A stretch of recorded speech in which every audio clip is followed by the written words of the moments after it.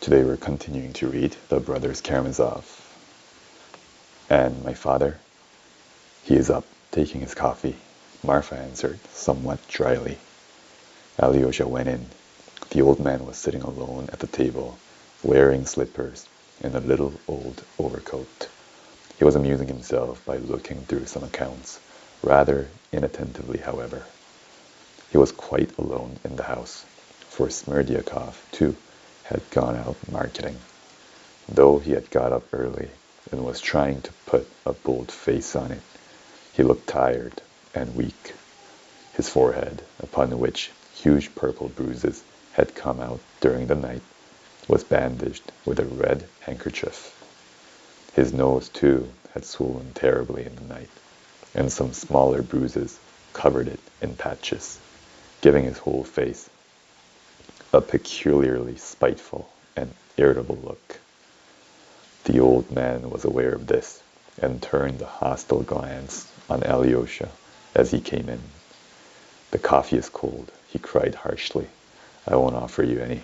I've ordered nothing but a Lenten fish soup today, and I don't invite anyone to share it. Why have you come?" "To find out how you are," said Alyosha. "Yes. Besides, I told you to come yesterday. It's all of no consequence. You need not have troubled, but I knew you'd come poking in directly."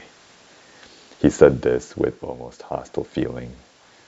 At the same time, he got up and looked anxiously in the looking-glass, perhaps for the 40th time that morning, at his nose. He began, too, binding his red handkerchief more becomingly on his forehead. "Red's better. It's just like the hospital in a white one," he observed sententiously. "Well, how are things over there? How is your elder?" "He is very bad. He may die today," answered Alyosha. But his father had not listened, and had forgotten his own question at once. "Ivan's gone out," he said suddenly. "He is doing his utmost to carry off Mitya's betrothed. That's what he is staying here for," he added maliciously, and, twisting his mouth, looked at Alyosha. "Surely he did not tell you so?" asked Alyosha. "Yes, he did, long ago. Would you believe it? He told me 3 weeks ago. You don't suppose he too came to murder me, do you? He must have had some object in coming." "What do you mean? Why do you say such things?" said Alyosha, troubled.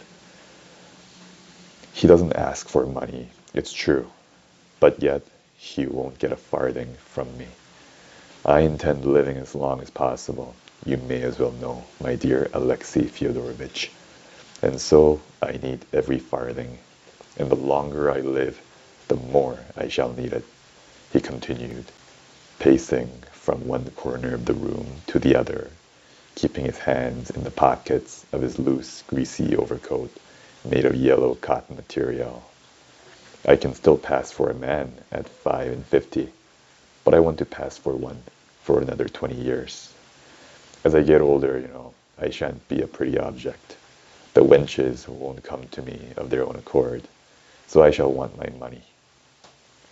So I am saving up more and more, simply for myself, my dear son Alexey Fyodorovitch. You may as well know. For I mean to go on in my sins to the end, let me tell you. For sin is sweet, all abuse it, but all men live in it. Only others do it on the sly, and I openly. And so all the other sinners fall upon me for being so simple. And your paradise, Alexey Fyodorovitch, is not to my taste, let me tell you that. And it's not the proper place for a gentleman, your paradise, even if it exists. I believe that I fall asleep and don't wake up again, and that's all. You can pray for my soul if you like, and if you don't want to, don't, damn you. That's my philosophy. Ivan talked well here yesterday, though we were all drunk. Ivan is a conceited coxcomb, but he has no particular learning, nor education either. He sits silent and smiles at one without speaking. That's what pulls him through.